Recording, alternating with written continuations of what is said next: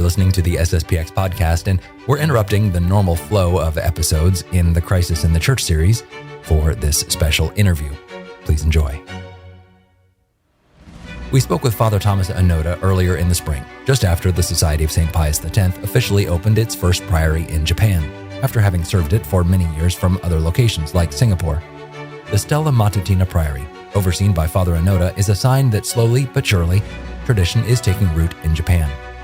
We spoke with Father for just over 30 minutes or so about his story, the sometimes violent history of Catholicism in Japan, and what he sees for the future of his country. He asked me just before the interview if he could say a few words about the special history of Nagasaki for Catholics in Japan.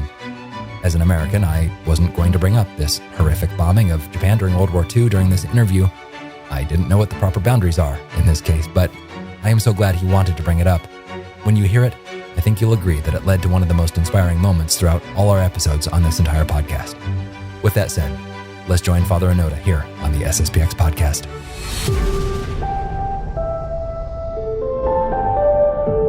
Well, welcome to the SSPX podcast, and we are privileged to have a special guest join us today, and that is Father Thomas Onoda. Hello, Father. How are you? Hello, fine. Thank you, Father. Thank you for allowing me to join. No, very good. It's our privilege to have you, and we've heard so much about the mission of the Society of St. Pius X in Japan and the work that is going on, and we wanted to have you on and talk just a little bit because, well, first, it's interesting, and also there's a new priory that was just founded in Tokyo, and so. But first, we wanted to ask, could you tell some of our listeners a little bit about you and who you are and how you became a priest, Father?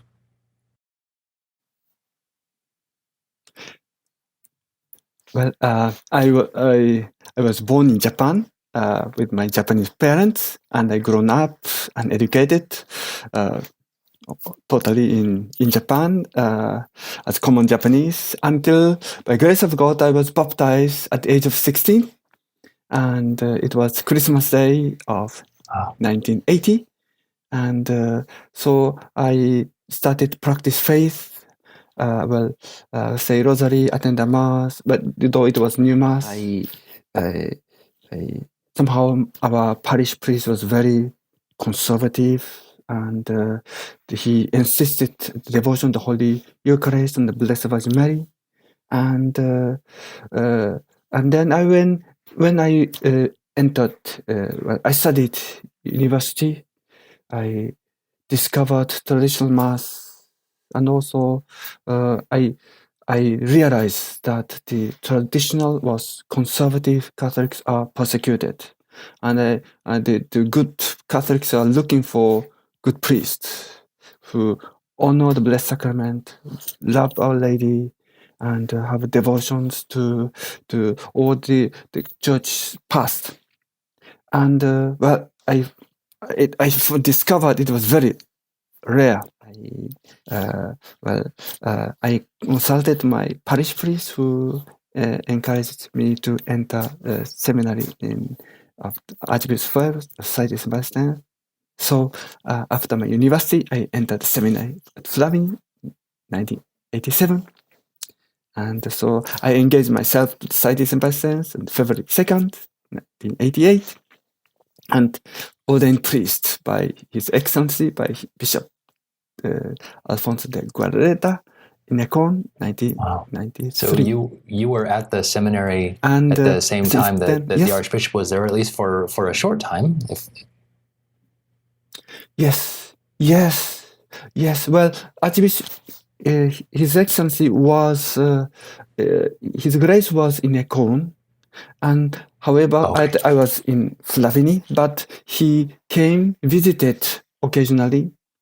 And then our batch was torn short and received cassock. And so when you were ordained then, were you sent immediately back to Asia, or did you spend time in other places? I was immediately sent back to Asia, but to the Philippines. And I spent 28 years of my priestly life missionary in the Philippines. But together with the mission to Japan, Korea, and other That's countries. wonderful. And now we are here today, and there's finally, probably in your eyes, finally, a priory in the area of Tokyo, and that was just this past January. Yes. Yes, right. Officially, it opened on January 13th, commemoration of the baptism of Lord Jesus Christ, with two priests, Father Domone and myself. Wonderful. Now, under the guidance of how we named with the help with the permission of Father Summers, our spirit of district of Asia, Stella Matutina, the morning star, to indicate this is Our Lady's house, and she would somehow announce the rising sun, Jesus Christ, over our nation, Japan. Well, you mentioned Immaculate Heart overseeing Japan. Could we take a step back a little bit, Father, and could you tell us about the history of Catholicism in Japan? Is there a deep history of Catholicism there in Japan? Yes, the history of Catholicism in Japan starts with Saint Francis Xavier, who came as first missionary in 1549. And when upon his arrival, the mission was successful. 100 years is called the Catholic century of Japan. And however, there was a terrible persecution and long persecution started 1597 with 26 martyrs, the first martyrs. And the persecution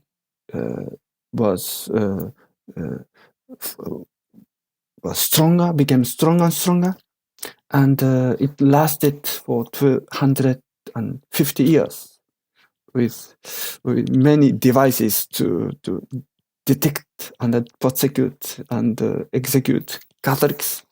And in spite of all this, 7 generations without priests, the Catholic faith survived. And when Father Fujijan came to the land of Japan, he discovered the crypto-Christians who was the descendant of the Catholics who were catechized, baptized by the disciples of Saint Francis Xavier. Wow, that is beautiful. Also the first attempt to enter the missionary was the priest of the foreign missionaries of Paris, a French priest, Father Fourcade. He arrived. Well, he wanted to enter Japan, but in vain.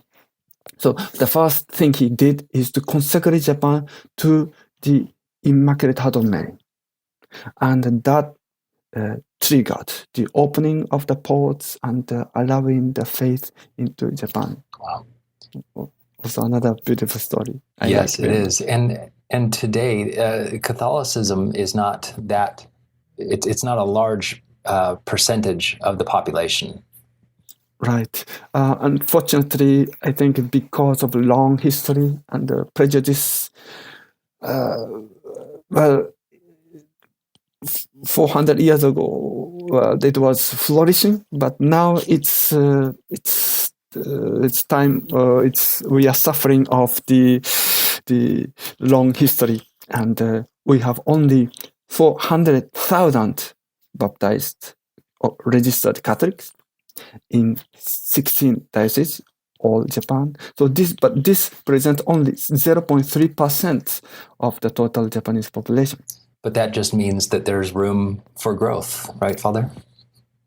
Yes, that's right. Yes, we are very happy for this perspective that we have a lot of work to do, and we have a lot of grace to ask, and we have lots of fruits to collect. Absolutely. In terms of the traditional Catholic movement, is there any growth there? Obviously, there's enough now for there to be a priory in Tokyo, but are there other places in Japan where there's a movement of traditional Catholics? Yes, traditional Catholics spread all over Japan. We have mainly two regular missions, one in Tokyo and the other is in Osaka. And all in all, about 120 faithful who would come to attend the Mass on Sundays with a variety of nationalities. But we have people in Sapporo, Hokkaido, or in Aomori, or Iwate, or Kyushu, or other places, and so Nagoya also. And if we we have enough manpower with enough priests, we would love to help them to reach out for those people who want to come but cannot come very often, but only once a year or like this, very limited. Sure. And now that you have a priory there, what are your plans? Do you have plans to try to build more mission chapels or to try to spread the message more? What are your ideas or plans for the SSPX in Japan, Father? Well, our plan is that first of all, Our Lady or Immaculate Heart of Mary would be our really guide and our prioress to guide our mission, and we really wanted to do her desire and do work as her instrument, as her colleague and or instrument. And so first, I think we want to show that we are really continuing what Holy Catholic Church used to do and must do. What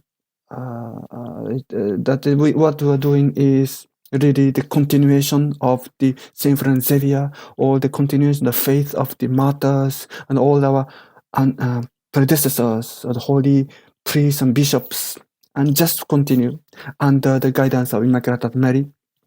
So first, I think it's very important to emphasize our faith and spiritual life. And I think it echoes our spiritual father Parellani's idea that we are called for this holy life, to live the Catholic faith. So in this occasion, under the guidance of Immaculate Heart of Mary, I like to somehow commemorate, emphasize, the highlight, to celebrate 150th anniversary of the proclamation of the Saint Joseph as universal patron of the Holy Catholic Church. And we want to renew the consecration of the SSPX and especially our Japan mission to Saint Joseph, March 19th. And, Saint Joseph was really protector of the Holy Family. He brought Child Jesus to Egypt together with Our Lady. And I hope that Saint Joseph will bring Child Jesus together with Our Lady to Japan as a missionary. And he will help us to protect the life, spiritual life of Jesus Christ in Japan. And also, I think as a filial gratitude this year, I want to commemorate and magnify the spirituality of our founder, Archbishop Lefebvre, who passed away March 25th. And this is the 30th death anniversary.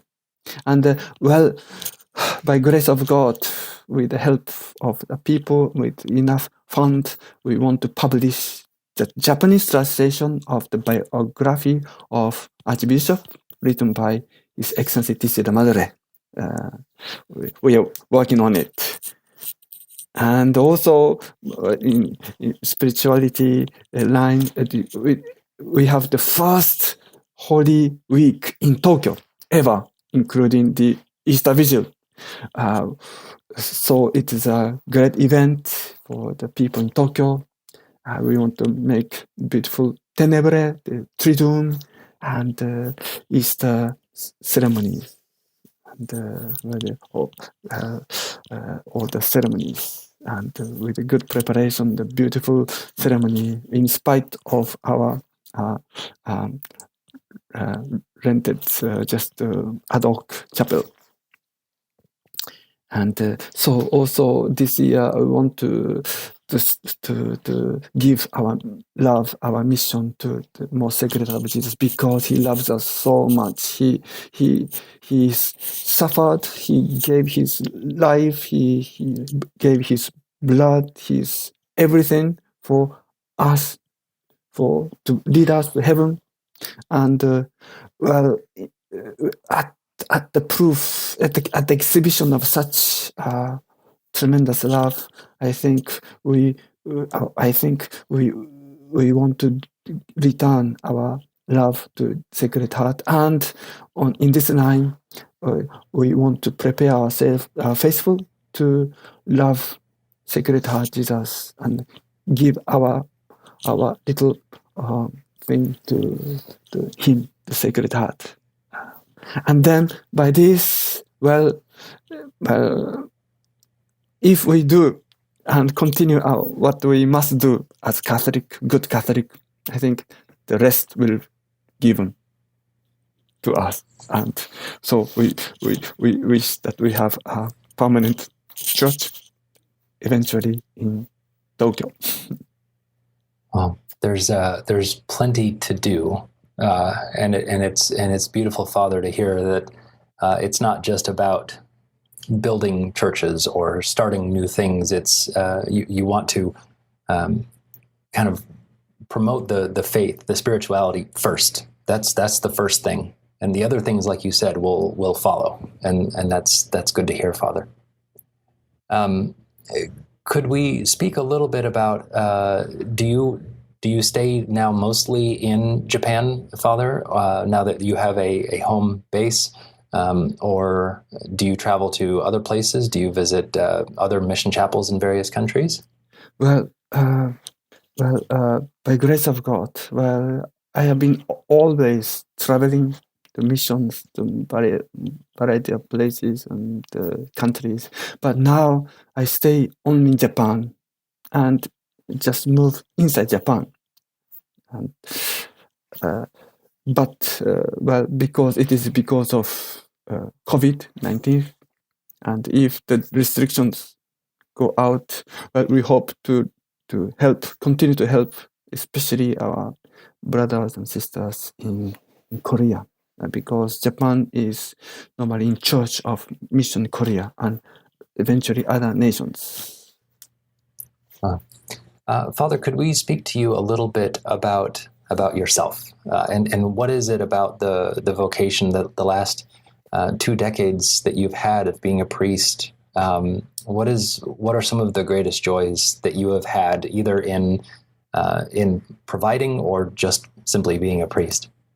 Well, my greatest joy is that I can say I have the privilege to offer holy sacrifice of Mass according to the ancient venerable Roman rite, and this is a really, really wonderful privilege that I appreciate, and I thank God, and I thank Our Lady, I thank Archbishop for this privilege. I feel really this is the most important joy and the most deepest joy. I am very in deep gratitude of Sacred Heart for this privilege. But also, if I have I can, I'm allowed to mention, maybe I will have privilege to meet so many good people, so many holy souls in whole world, in many countries, even far up from the cities or impossible places, and even in maybe that I never expected, like in communist countries whatsoever, but there are very holy, good Catholic souls who are really looking for Mass, our Lord Jesus Christ, and in love. So these discoveries are really my greatest joy, and really thankful for this edification of my soul, and really admire the grace of God working everywhere. Wow. You must have 1,000 stories, Father. That's beautiful. On the opposite side of that, could you speak to some of the challenges, some of the struggles that you have faced or that you are currently facing in your apostolate right now? Well, I think everything is hands of God, and everything God's control, and but in spite of all, I realize the lack of capacity, lack of manpower, that we see that we need to do this, the render service. We want to help such a soul, for the education of the children, or was help this and that. But well, the very limited resources we cannot extend. That's heartbreaking, and it's a challenge.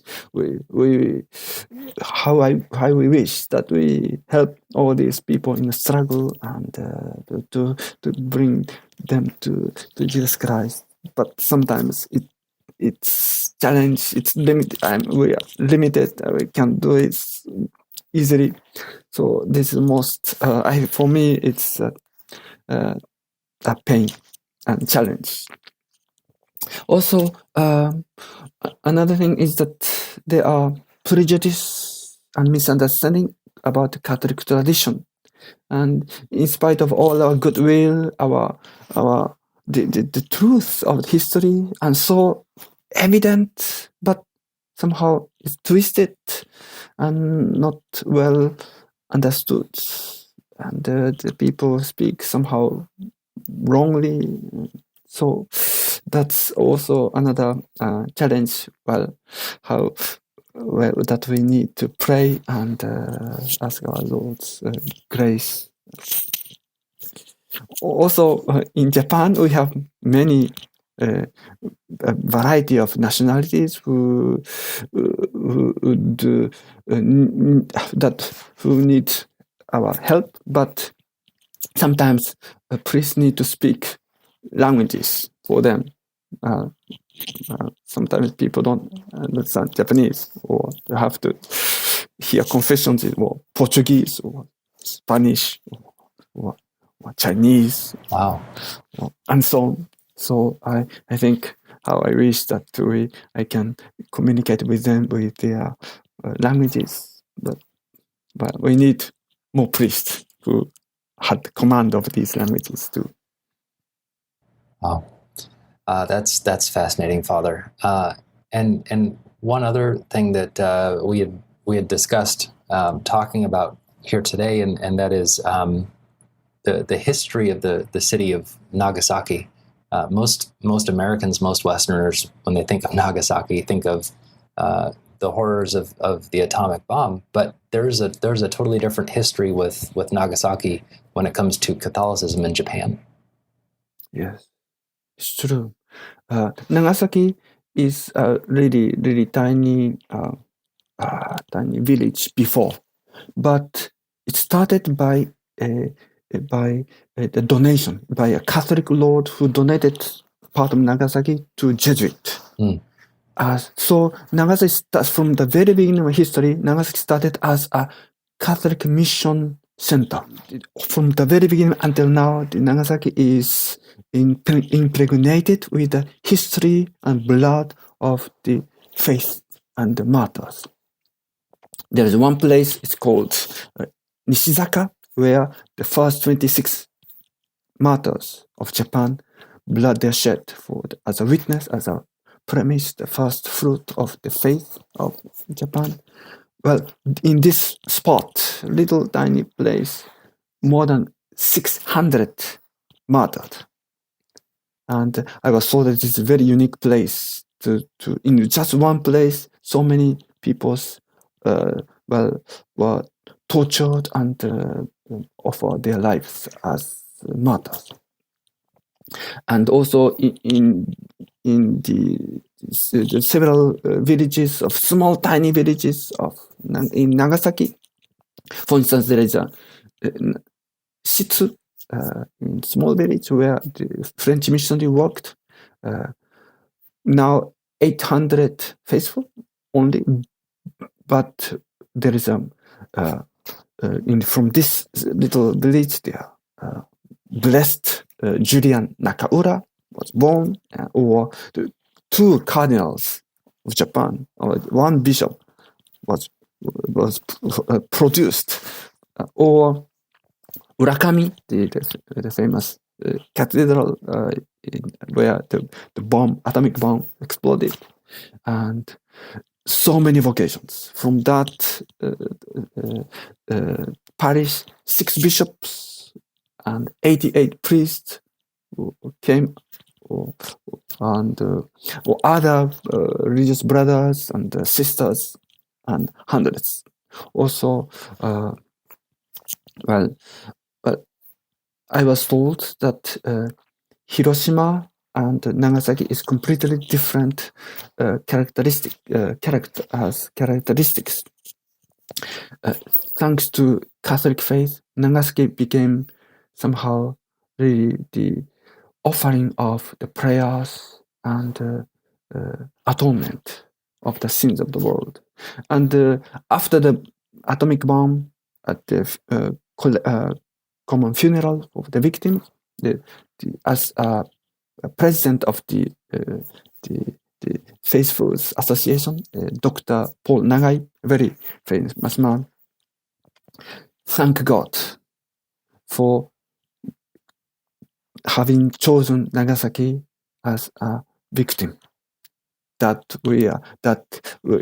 He encouraged people, Nagasaki, the faithful, to offer their sufferings, their loss, for God as thanksgiving, because of God wanted innocent souls to be offered to stop the war, and they did it. Also, Nagasaki is a place where the Saint Maxime Kolbe also came and spread the devotion to the Immaculata. And there are so many other things, but I feel it's a pride of Japan, one of the most important element of entire Japan. Wow. Well, it's definitely something to be proud of, Father. And that story of Dr. Nagai saying, we're happy that this happened. We are offering this for the war to be over, for the sins of everyone. Even the best Catholics often would not have that reaction that he did. It is edifying to hear. Wow. Well, Father, it has been a joy to speak with you. Before I let you go, I know you have plenty to do. If the faithful want to help and want to learn more about the work that you're doing, is there somewhere they can go to find out more information, or to maybe donate if they were able to? Well, if they help us, we are very, very grateful. But especially, I like you to pray for our mission. The prayers, your sacrifices are most appreciated, and we need your really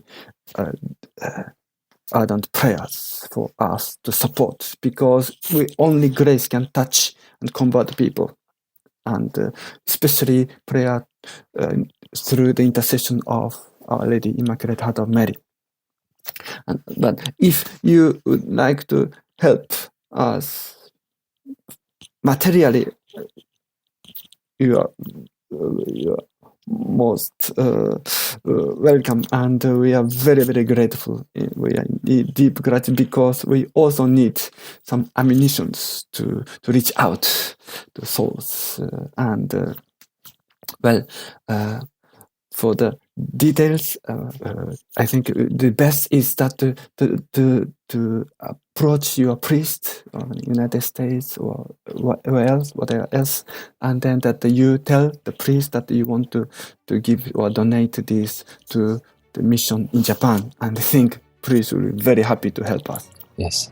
And we will also provide some information here God bless you. Too, so that people can help as much as they can. Everyone needs help right now, but if someone is inspired by some of these stories and by the work that our priests are doing, then maybe they can help a little bit, Father. But thank you so much for taking the time, and more importantly, Father, thank you for all the work that you've done over the last 2 decades in helping to keep the faith alive in your home country. It's a beautiful story, and we appreciate it so much. Thank you for listening to and watching the SSPX podcast. The Crisis in the Church series is wrapping up shortly. We have 2 more episodes before we embark on new interviews and new series that will be coming very soon.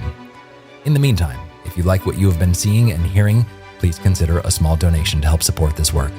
It is free for you to listen to view, and to share, but you can imagine the resources this takes. Please visit sspxpodcast.com, click on the support link, and consider a small monthly donation of $5 or $10 or $20 if you can. If you're not able to support this apostolate monetarily, you can help still by sharing these episodes with friends and family members, and by rating and reviewing this podcast on Apple Podcasts or wherever you listen. And of course, the best thing to do is to help with your prayers. This project would be nothing without the priests who take their time to share their experiences and knowledge with us. So please, pray for your priests. We'll see you next time with Father Wiseman here on the SSPX podcast.